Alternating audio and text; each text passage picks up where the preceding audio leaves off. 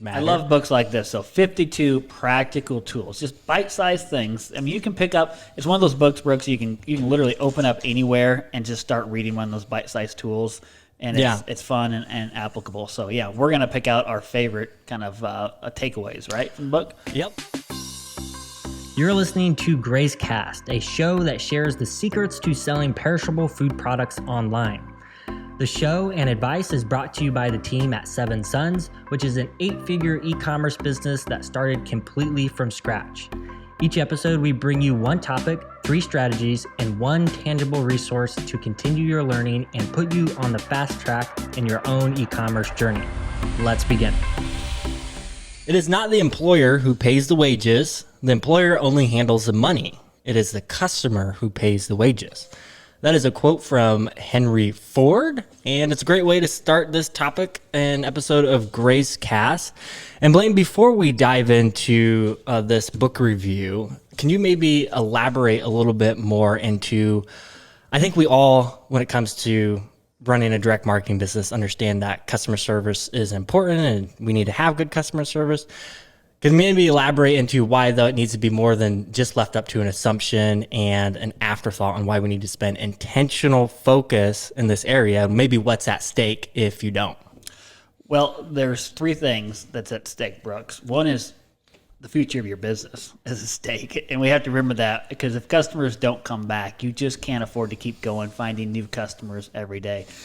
Secondly, Brooks, I would say that we would take one customer over 10 customers one customer that continues to come back month after month, then 10 new customers. It's so easy to get obsessed about finding new customers. We should be obsessed about turning a new customer into a lifelong customer. And the customer service experience is what drives that. That's your lever. That's your driving force. Not only to turn a one-time buyer into a lifetime customer, which does exponential things to your business. It's how you grow a meaningful business over time without spending time and money on finding new customers. So a residual business where the sales just are coming in. And so the other thing that's at stake, Brooks, the other reason this is so important is because if you create a customer like that, they are they're evangelists for your business. So as far as, you don't even have to worry about customer acquisition. Once you have a customer base, a database of people that are loyal and you're treating them well, they'll take care of customer acquisition. People ask us all the time, Brooks, where do we get new customers? I don't know where they come from. I mean, there's coming from everywhere. It has that viral effect where they tell their people about it. But what's even more important than two, on the flip side, is if you aren't focusing on customer service, poor customer experiences, people are even more likely to talk about, which actually just works for you in the opposite direction when it comes to word of mouth. Everyone thinks synergy is like always positive. No, there's negative synergy and positive synergy. That's what we're talking about. That's what's at stake with good customer service. So this is our first book review that we will have done on the podcast so far. So basically what we're going to do is we're going to review this book written by Shep Hyken called Amaze Every Customer Every Time. I first picked up this book, believe it or not, in an Ace Hardware store. My wife Catherine and I were doing some home renovation, picking out some paint, I believe. And they had this book on customer service in the checkout line. I was like, that's kind of odd on Ace Hardware. Right. Yeah, not at Barnes and Nobles or anything. Yeah. So I picked it up out of curiosity just to really dive in a little bit further. And so the book's written by Shep Hyken, who has written several books on customer service and is really known for this topic. And on this book, what he does is he really dives deep into Ace Hardware, because Ace Hardware, believe it or not, has won customer service awards for the last, just decades and decades. And they're known for this. And if you have a local Ace Hardware in your area, you might see that when you go into Ace, you do get treated a little different. I know the Ace store that we were in, you can definitely feel the culture, how it's all built around service. Yeah, and that just doesn't happen automatically. I mean, Shep kind of breaks it down in a book that I know just really transformed my mindset about customer service and why it matters so much. Also really motivated me. It does. To get better. And what was really helpful is that in the book, chef reviews 52 tools for delivering the most amazing customer service, and then he pulls examples from how Ace Hardware has embodied these different tools. So it was really easy for Blaine and I just to go through, pick out our favorite tools. But if you want to go in deep, highly recommend the read. We actually went through this book with our entire staff, or customer service staff, last year. Yes, which we now have changed the term to our customer amazement team. Yeah. Right? Yep. I think that's, there's a section in there that goes into how words matter. I love books like this. So 52 practical tools, just bite-sized things. I mean, you can pick up, it's one of those books, Brooks, you can literally open up anywhere and just start reading one of those bite-sized tools. And it's fun and applicable. So, yeah, we're going to pick out our favorite kind of takeaways, right, from the book? Yep. Well, you do want to lead off with kind of your first aha moment or takeaway that you found insights on? Yeah, bottom line, and if you read a lot about Amazon, this is the same principle, actually. It's one of their core values. We've adopted it as a core value, and that is you have to be a customer-obsessed business. Not customer-focused business, customer-obsessed. Like, you have to go a cut above everyone else. And that's what makes you noticeable when it comes to customer service. So a couple questions to ask yourself. And a lot of us always think, well, we care about our customer. We take care of our customer. And we tell our staff this, Brooks, as well. Customer service, maybe you've worked somewhere else and, where you've worked other places that tell you customer service is important. Well, when you come here, what you're going to notice is that we take it to the next level. Yep. And so how do you know if you're taking it to the next level? How do you know if you're a customer-obsessed business or not? Well, one of the best questions to ask, and I think it's in this book, Brooks, is if your customer, they're buying, say, meat products from your farm.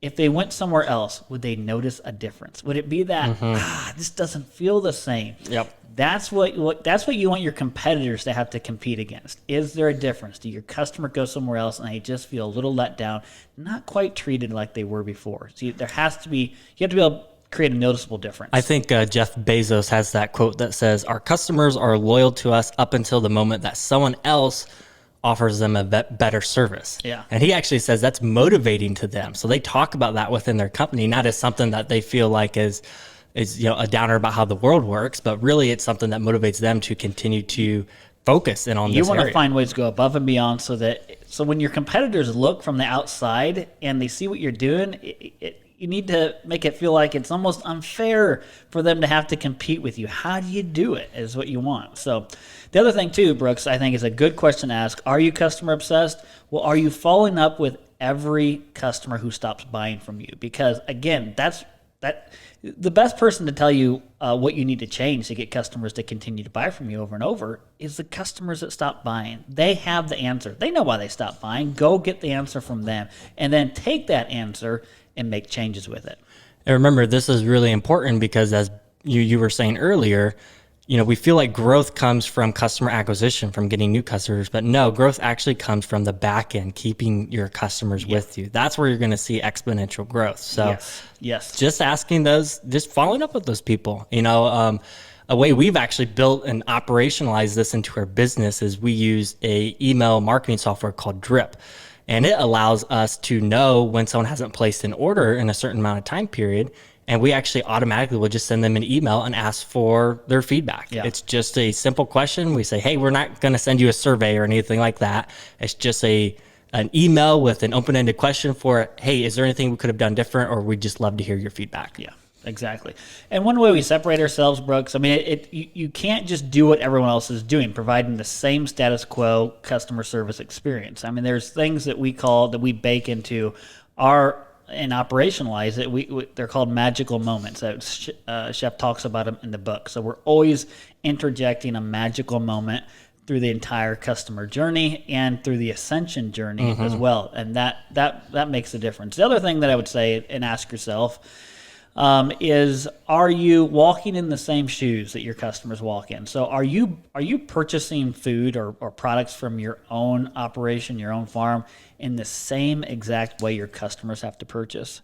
So I think of the typical freezer beef business that maybe sells freezer beef once a year in the fall, or maybe a couple times per year. I mean, if you force yourself to go through that that once a year or a couple times a year buying process. And that's an extreme example. But one thing we did, Brooks, is a couple of years ago, we made a transition that our family and staff can no longer just buy product unconventionally, like walk in the freezer, write it down, like the cheat sheet and things like that. We eliminated that kind of stuff. It caused some family controversy, but we did it. But we did it because we wanted to feel the same thing our customers felt. And when we did that, we changed a lot of things about our business because we wouldn't put up with the inconveniences of of buying from our own business. So we put yourself in your customer's shoes. Don't allow yourself to just walk out into your walk-in freezer and take some stuff home for the evening grill out. It also helps keep inventory a little more accurate too you're not. Sure does, especially when there's a big family involved.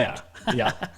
Well, that kind of leads into what my number one takeaway was. You were talking a little bit about the magical moments, and how Shep talks about in his book is he actually says that every business has what he would call moments of truth. So these are points of interaction with your customer throughout their buying journey with you. Mm-hmm. So it's any time that you have an opportunity to leave an impression, either a positive one or a negative one. Yeah. If you leave an impression that he says is it doesn't have to be, way above average. He said it just needs to be slightly above average of what they would get somewhere else.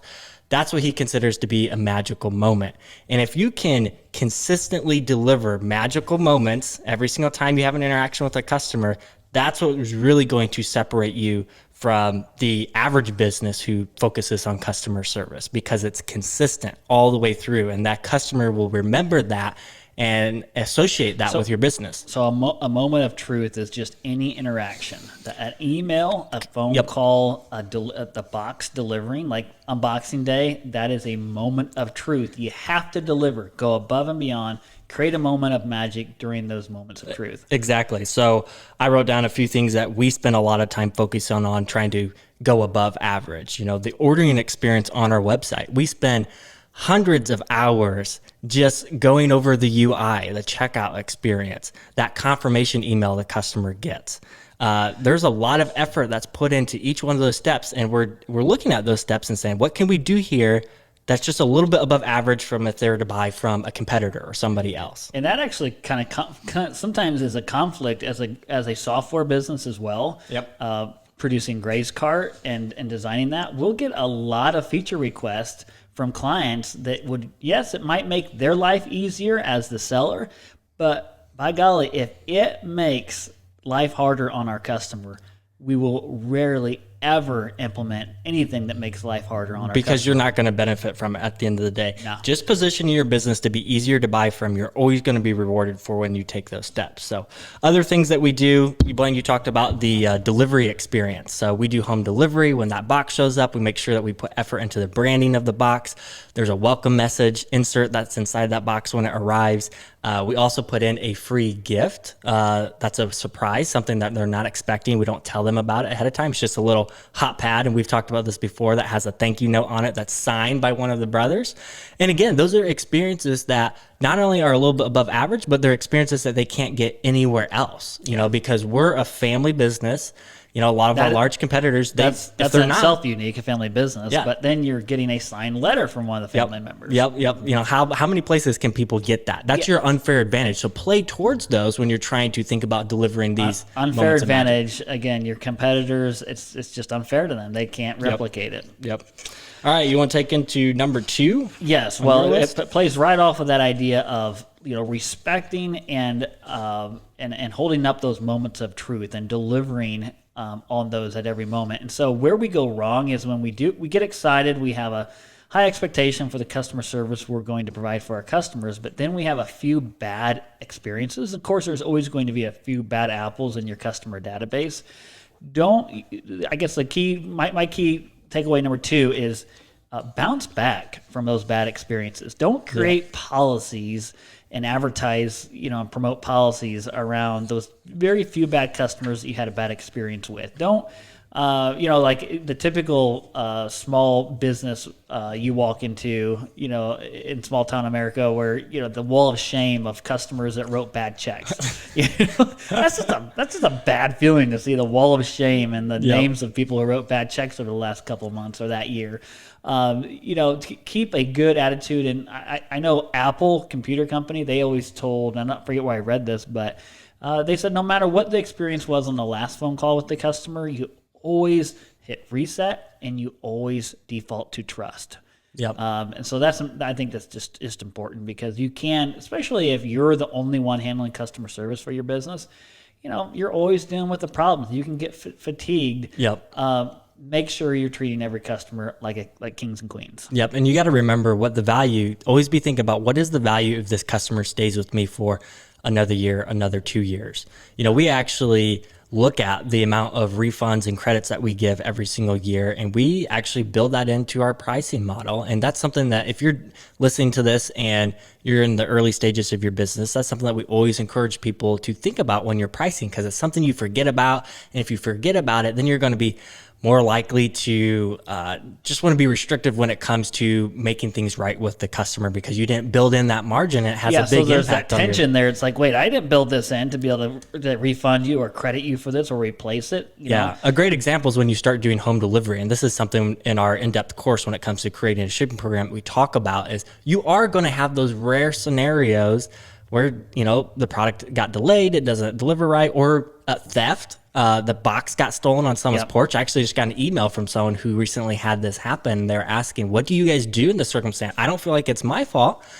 Well, what we do is we kind of model it off of Amazon. We think about how much is this customer worth if they come back, and we'll refund on that. We ask them to report it, but we'll refund on that first purchase. Now, again, you always want to make sure that you're taking into the right context into this. So we do tell them, hey, if it continues to repeat, we just can't keep sending free product out. So we refund on the first occurrence. That hopefully helps them put more incentive on being there on the delivery day. But again, just make sure that you're building this all into the model to take care of your customer. And what is the percentage? We always figure 2 points. For us, it's 2.9% of every of revenue, so of sales, and that's what we're building into the price of our product. Yeah, for the credits that we add up, and even though that equates to over 6 figures every year for us, but we do believe it's some of the best investments we make. Yep. Investing in our customer, taking care of them every Think how much time. money The peace people... of mind. If you mess up on taking care of a customer just once, that just breaks that trust. Yep. And so you lose that residual trust from a customer. Yep. All right, so my number 2 led into, still kind of similar on this topic, but it's Shep has one of his 52 tools is a debrief on magic and misery. So again, talking about those moments of truth, he says to analyze your business and have at least a routine frequency to where you're sitting down with either, if it's just you or your team, and you're thinking about, what are those times that we are actually consistently delivering magical moments in our business? How do we create more of these? But even more importantly, let's debrief on the times where things didn't go so well and identify where are opportunities to minimize this from happening again. So go out there and look for the moments of misery. Yes. Yep. And what can you learn from it, and in order to turn those around and turn them into moments of magic or minimize them from happening again? Brooks, one example that comes to my mind is kind of when things were real crazy with COVID, FedEx and UPS were consistently getting some one-day delays. And that really created a moment of anxiety with customers as they were expecting a delivery on a certain day. Now, on our end, Brooks, we were putting enough dry ice and packaging. It's not a problem if it gets delayed the next day. But to the customer, they were expecting that day. That's kind of a moment of misery for them, and definitely a source of anxiety. So instead of just ignoring it, that it's a day delay, can you maybe explain how we kind of got in front of this by contacting the customer before they started worrying, and we just told them, hey, FedEx has notified us your package is going to be a day delayed. Don't worry, we put enough dry ice in there. And that was such a different experience from not proactively notifying the customer and them just discovering at the end of the day it never came. Now they're worrying, putting emails and phone calls into us. And their height of awareness, their radar just goes way, way up. So as soon as a product arrives, if they notice any sort of sign, they're very concerned about it. Oh, yeah. But putting that right expectation out there, that helped a lot. We also changed our email templates that actually just, because there were so many delays, we changed, instead of to advertise a delivery date, we advertise an estimated delivery date as well. So, and another way you can do this, when it's just you and your business, it's fairly easy to identify those moments of misery, and you're just going to naturally, start to solve those if you care about serving your customer well, and this is a priority to you. But when you start to grow a team, that's when you got to kind of start thinking about those meeting frequencies and communicating through this to make sure that you're following up with your team members as well. So something that Molly and I were actually doing for a while with customer service for Grace Cart is in our weekly meetings on Mondays, I would have her bring and answer this question to our weekly meetings. Hey, give me an example of a customer support request that went really well, above average, and then one that probably just could have gone better. Yeah. And this is something where it can be, a lot of times things that we need to change about our marketing, our messaging, expectation, and we're just constantly identifying those things to help minimize them from reoccurring in the future. Yep, exactly. What do you have for number 3? Well, number 3 is to be a customer-centric business, you have to be a people-centric business. So this applies really as you're growing your team. And even if that's just your first hire who's helping out with sales and marketing, you know what, at the end of the day, as you grow, as a business owner, your staff becomes your customers. And if you take care of your staff, they'll take care of your customer. So it's impossible. I think Shep talks about in chapter 1 is that you cannot be a customer-centric business unless you're first a people-centric business. You care about your people. And Brooks, one of the prime examples of this, and after I read this book, I was at a restaurant in Indianapolis earlier or last year at some point, and my wife and I walked in. And just from the moment we walked in, it just didn't feel very welcoming. The person at the front desk wasn't very friendly. We got seated. The waitress took our order. My wife asked for a few extra custom things about what she ordered, and you could tell the waitress was just kind of scared to accommodate. It just didn't feel very warm. And we happened to be positioned or sitting next to the kitchen, and the manager was there at the kitchen doors, and you could see, I could just look, she was yelling at folks. I mean, people were scared. They were walking on pins and needles. From that moment, I knew exactly why we did not feel welcome and didn't feel treated well as a customer, because that manager was not prioritizing the people in that restaurant that was working there, her staff. So I think Shep says it in the books that it's impossible to delight your customers if you're not delighting your staff. So to be the best place to buy, be the best place to work, I believe is one of the other quotes. So you basically, and I think Dan Martell, one of our business coaches, talks about this, but basically as you start to build that team, your focus then needs to shift to what are those moments of truth with my staff that I can turn into moments of magic, or moments of contention, or moments of misery. And then that's going to, if you continue to build that in your culture, then that translates to the customer. That'd make a great podcast episode, Brooks, is moments of truth for your team and for your staff. Yep. And even if you're still just a one-person show, these lessons will come in really valuable because you can apply them even at your first hire, or your first fractional hire for that matter. Yeah, and so this was actually my third takeaway from the book as well. And one of the examples that I wrote down early on, just thinking back to a tangible story, when we were first making our first hires in our direct marketing business, they were drivers. So we were delivering to our buying clubs, pickup locations, and I think we got up to, I think at the height of that, about 45 different pickup locations we were delivering to. So there was two trucks going out every single weekend. So that quickly became overwhelming for us. So those were the first hires we began to make. And we knew that this was an important hire because we're taking all this work to raise, and think about a beef animal, 2 years to get that finished, and all the processing that's involved, all the marketing that's involved to acquire a customer, and then the only face-to-face interaction that customer is going to have is with that driver on the pickup day. It's critical. So yeah, so even when you're just starting out, you're making you're just getting a friend to help you make deliveries. Yep. It's critical. We spent a lot of time with training, going on ride-alongs, vetting those people, actually treating it as a test at first. Hey, let's do some ride-alongs. That way it's a good time for you to kind of vet how do they interact with the customers and things like that. But then I know one thing that we used to empower our drivers were we knew that on pickup days, it's very often that something can go wrong. Customer forgot to place their order. There wasn't something in their order.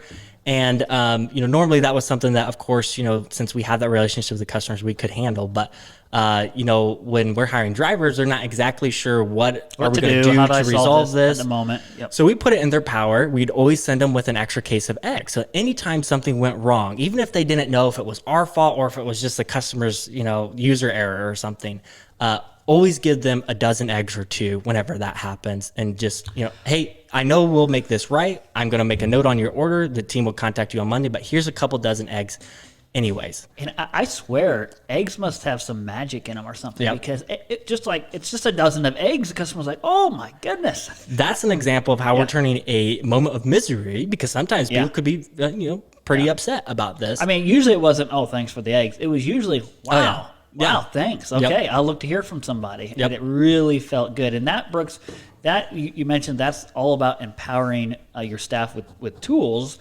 But one of the most important things you can empower them with is trust. That you are telling your staff that you will trust them to take care of the customer. That means if they don't always make the right decision, it's okay. But they took care of the customer, it's okay. You just use it as a teaching moment, and you maintain that trust. I think one of the policies that Ace Hardware has is that it takes 1 to say yes, 2 to say no. So that means anyone can say yes to a customer, but if you have to tell them no, we can't do that, first, go get someone else and make a second opinion. So 1 for yes, 2 for no. Shep talks about in the book as well. They also have a policy at Ace Hardware, and this is actually, we had been doing the free egg thing, but it reminded us of this, is they empower every single one of their team members to give away something that's worth $5 anytime the customer has a poor experience. So they empower everyone. If it's up to $5, you can just give that away. They call it their $5 lifeboat, which I think is a cool name to kind of just build that into your culture. But just think about what are those things that are small for you. Again, that's not going to break your business to continue to do that when those things come up, but it really delights that customer and can inspire them to come back. Those are the things that they tell other people about as well. I think on average, Brooks, a brand new customer for us represents $500 per year in the first year of spend on average for a new customer. So these things matter. Getting those customers to come back and spend $500 the next year and the next year, that's what grows your business. That's the secret. So I think before we end this, though, it would be helpful to maybe address someone who's listening to this who might be in the early startup phase, and it's just them who's running the farm. They're doing all the direct marketing, and they get that customer service is important. But I mean, in those days, it's really hard to even have the time availability to respond to customer questions 5 days a week. What would you say to someone who's in that space for how they can approach some of this, what we've talked about today? And again, it's definitely a tough phase. It's like any business you start deals with this phase, but just be authentic. And don't wear the busy badge like your customer owes you. Yep. But treat it fun. Put it on your voicemail. Hey, I'm either out with the cows or delivering some orders, and I look forward to talking to you. I'll call you back as soon as I can. And the expectation is what's so important, because people can get that. Okay, I'm buying from a small farm. This makes sense, versus just you leaving a voice message and then you get back 3 days later, and that's something they're not used to. Yep. But putting the expectation out there, it can actually be, something that makes you stand apart. You're like, well, the customer might say, wow, I really am buying from the real deal here. Yep. Exactly. And another thing I think that's important to remember with this too is that, this is something that you need to find time to make a priority regardless. But one helpful thing to do is maybe to make a list of your business, identify those moments of truth, and pick off what are the lowest hanging fruits for you to create a moment of magic. Prioritize. Something that you can do once, that's always there, that you just operationalize inside of your business, and it's always delivering those moments of You don't magic. have to think about it every time. You already have Again, it again. programmed into your business that they're going to get this special gift. I mean, So maybe that could be the ordering experience on your website. If you have a very outdated website, you're constantly getting questions because people are confused about it. Not only will that reduce the questions you're getting, but that's also going to provide something you do once, you get in place once, and then they're going to continue to have that magical ordering experience again and again. I know a software company that built an e-commerce system that puts customer priority and ease of ordering as number one. And again, just look at those areas inside of your business to identify them wherever they're at. Yep. One thing that we wanted to leave you guys with as far as a resource goes when it comes to making sure that you're continuing to adapt your business to what is the standard for service quality, what are the consumer, now starting to become expectations. Because if you're starting to fall behind what are expectations, that's when you're falling behind what the standard is for customer service, and you have a lot further to go. One area that I consistently think of is your delivery service. So we started doing a home delivery about 4 years ago after a lot of resistance because we thought it was just too hard for us to do. It's only something that you can do at scale. But we knew it was something that customers wanted because we were asking the people who were, not buying from us, and we knew this is something that they prioritized. So we put in the work to figure it out to make home delivery available to our customers. And if you're in the meat business, this is where things are heading with how things have escalated with the, COVID virus here in 2020. And this is the future. So if you're looking for some resources on how to start doing some research to go down this path, we have a resource on our website called the Perishable Shipping Toolkit. Mm-hmm. It's basically a shopping list for starting a shipping program. It tells you where you can buy your boxes, some box companies that we've worked with in the past, where's the best place to get dry ice and gel packs, all the way down to picking your carrier providers, as well as just the tangible stuff, printers, basically like a cheat sheet for getting started. Cheat sheet for getting started with shipping. So that's going to be on the website. We'll leave a link to it at bottom of this wherever you're listening, and highly encourage you to download that information if that's a direction that you're considering to go. How about a link to the book as well? We'll leave a link to the book below. And like I say, guys, this is highly recommended. You're definitely going to pick up some further insights than what we had time to go over with inside of this episode.